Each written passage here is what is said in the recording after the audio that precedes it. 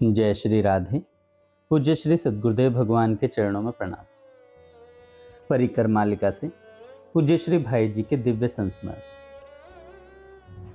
श्री बनवारी लाल जी गोयनका कहते हैं, अद्भुत आत्मीयता और अमोघ आश्वासन, धर्म राज न ब्रह्म विचारु, यहाँ जथामति मोर प्रचारु, सो मति मोरी भरत महिमाही, कहे काह छल छुअति न छाही। महाराज जनक जी ज्ञान के साक्षात स्वरूप थे।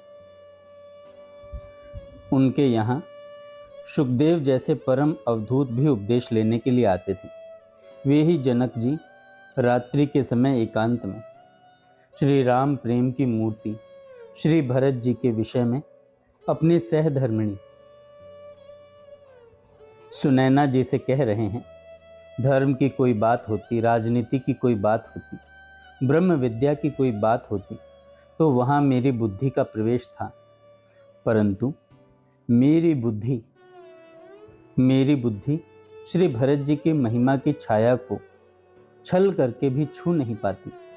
श्री जनक जी महाराज की यह उक्ति सभी प्रेमी भक्तों और संतों के विषय में चरितार्थ होती है। भक्तों और संतों की स्थिति वास्तव में अवर्णनीय होती है। अतएव उनके विषय में जो कुछ कहा जाता है उससे उनके बाह्य स्वरूप का ही परिचय प्राप्त होता है। उनका वास्तविक स्वरूप तो सदा अज्ञेय ही रहता है। श्री कृष्ण प्रेम स्वरूप परम पूज्य श्री भाई जी के विषय में भी कहने का साहस करना एक अत्यंत तुच्छ जंतु के द्वारा समुद्र की परिधि को नापने के समान है। किंतु अपनी वाणी को और स्वयं को पवित्र करने के लिए कुछ बातें नीचे लिखी जा रही हैं।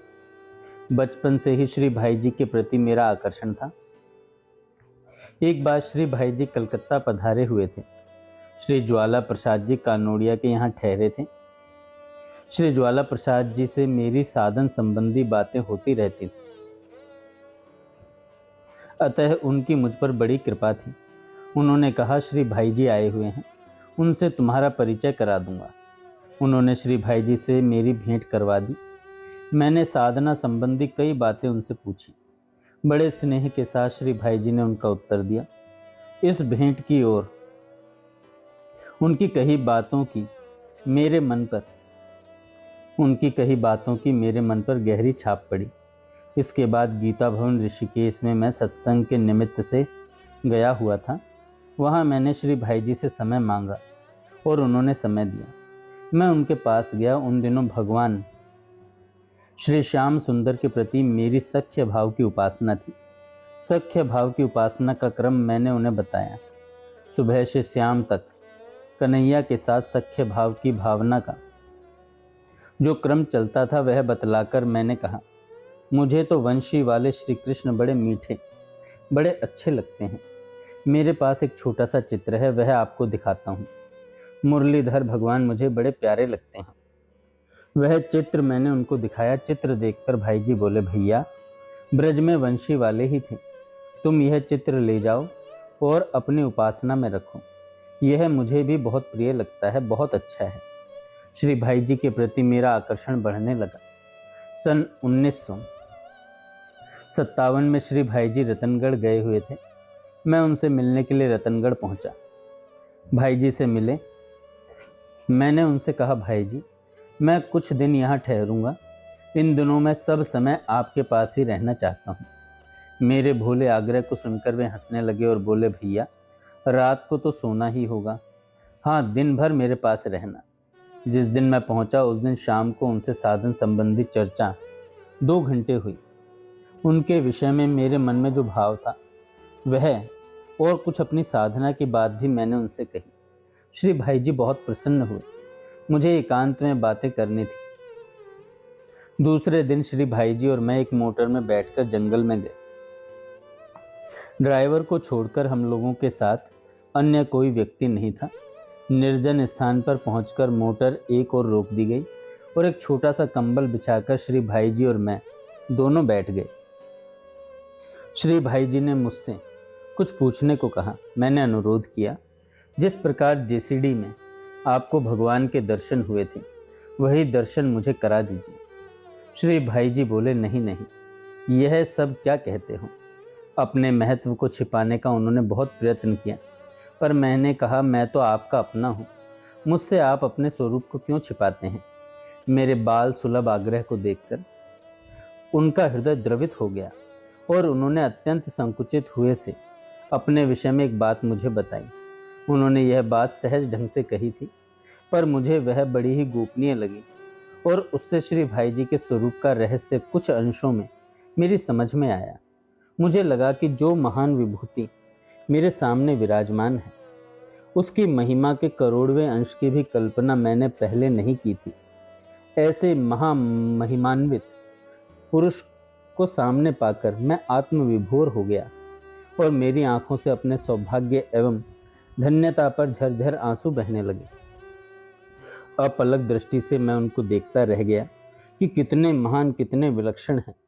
चलने के पूर्व उन्होंने कहा, तुम्हारे स्नेहवश मेरे मुख से कुछ शब्द निकल गए हैं, पर उसकी चर्चा किसी से मत करना। दूसरे दिन हम लोग पुनः जंगल में गए। फिर उनसे बहुत महत्वपूर्ण बातें हुई। इस प्रकार श्री भाई जी के साथ मेरी यह प्रथम अंतरंग भेंट हुई और इस भेंट में उनके मुख से जो जो बातें सुनी वे इतनी अद्भुत, इतनी ऊंची थी कि उनका वास्तविक अर्थ मैं स्वयं नहीं समझ सका, और जितना मैं समझ पाया वह भी वाणी से व्यक्त होना संभव नहीं। श्री भाई जी के प्रति मेरा आकर्षण बढ़ता गया और मैं उनकी बताई साधन पद्धति से अपनी शक्ति एवं योग्यता के अनुसार साधना पथ पर चलता रहा। इससे श्री भाई जी बड़े प्रसन्न थे। उनके साथ पत्र व्यवहार भी बराबर होता और समय समय पर प्रत्यक्ष मिलन होने पर बातें भी होती रही। एक बार की बात है, मैं सत्संग के निमित्त कलकत्ता से बाहर कहीं जा रहा था। इसकी सूचना पत्र द्वारा मैंने भाई जी को दी। उस पत्र के उत्तर में उन्होंने लिखा, तुम सत्संग के लिए जा रहे हो, सत्संग का लाभ उठाओगे। भैया, मैं तो काम से फुर्सत नहीं पाता, सत्संग से वंचित रहता हूँ। दूसरी एक बात और कि सत्संग में मैं जाऊं तो कैसे। एक हटे तब न दूसरे से बात हो, वह सामने से हटे तब न मैं किसी अन्य को देखूं।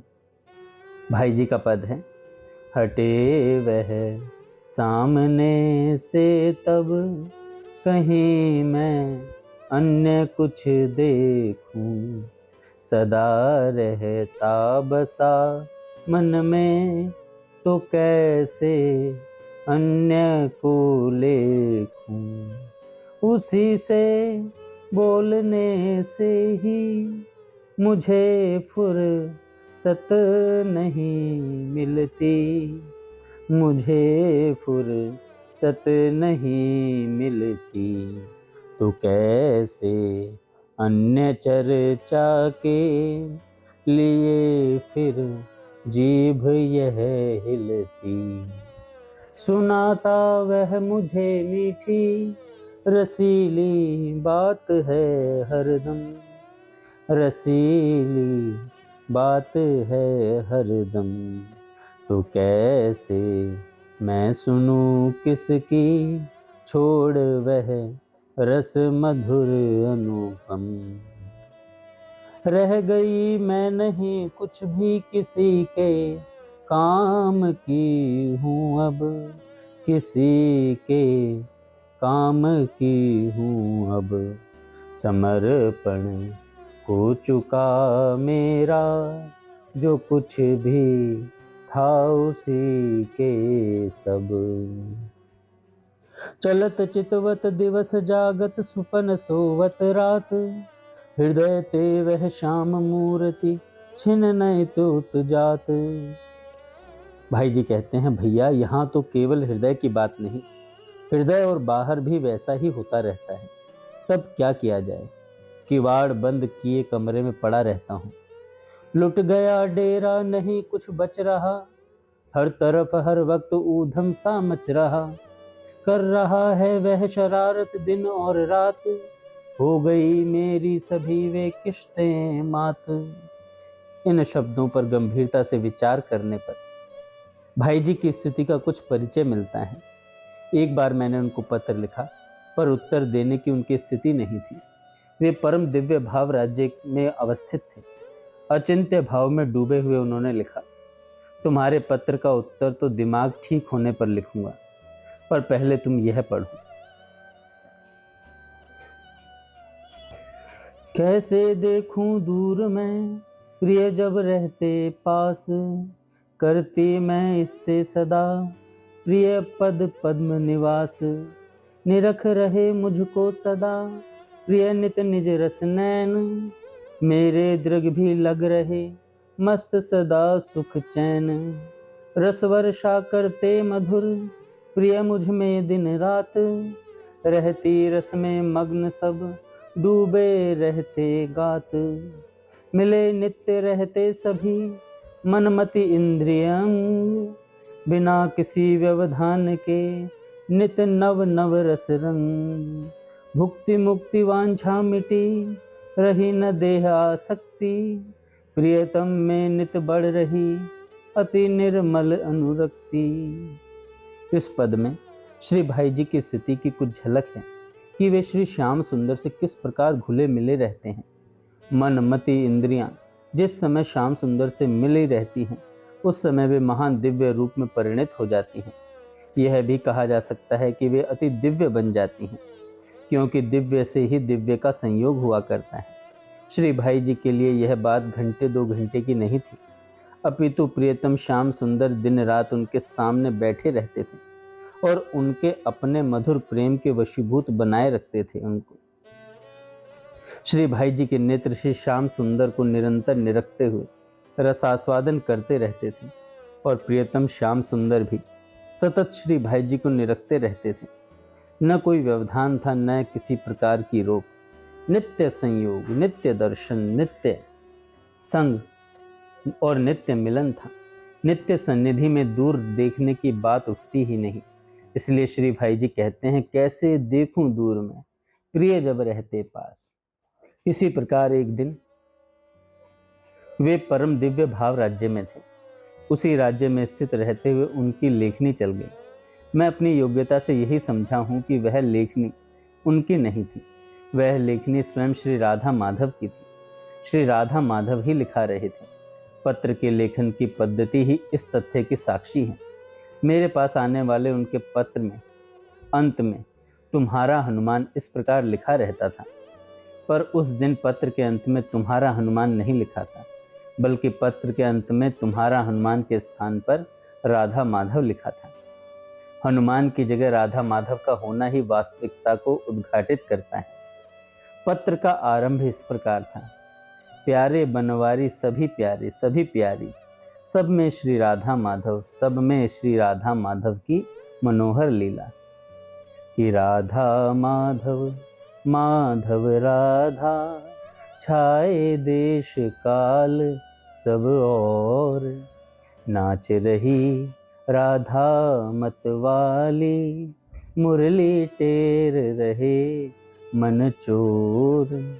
देखो सुनो सदा सब में सर्वत्र भरे, दोनों रसधाम, मधुर मनोहर मूर्ति मुरली, धुनि बरसाती रस सुधा ललाम। लीला लीला में ही है सब, लीला लीला में सर्वत्र, लीला लीला में ही रहते, करते लीला विविध विचित्र। नित्य मधुर दर्शन संभाषण, स्पर्श मधुर नित नूतन भाव, नित नव मिलन नित्य मिलन इच्छा, नित नव रस आस्वादन चाव। इस प्रकार श्री भाई जी श्री राधा माधव में नित्य स्थित रहते थे और श्री राधा माधव ने ही उनमें इन भावों की अभिव्यक्ति करवा दी। मेरा परम सौभाग्य था कि ऐसी दुर्लभ चीज़ों के मुझे दर्शन हुए। एक दिन मैं उनके पास बैठा हुआ था। श्री भाई जी की अस्वस्थता के कारण मन में चिंता होती थी कि हम उनके स्नेहपूर्ण संरक्षण से वंचित न हो जाएं। मेरी चिंता श्री भाई जी के हृदय में प्रतिबिंबित हो गई। उन्होंने बड़ी गंभीरता और स्नेह भरे शब्दों में कहा, भैया आज तुम्हें एक बात कह रहा हूँ, ध्यान से सुनना। मेरा यह शरीर चला भी जाए तो तुम अपने को असहाय मत मानना। आज मैं जिस प्रकार तुम लोगों की संभाल करता हूं, बाद में भी उसी प्रकार संभाल करता रहूंगा। इस अमोघ और अव्यर्थ आश्वासन को सुनते ही मेरी आंखों से आंसू की धारा बह निकली। मैं उनके चरणों पर गिर पड़ा। जय श्री राधे।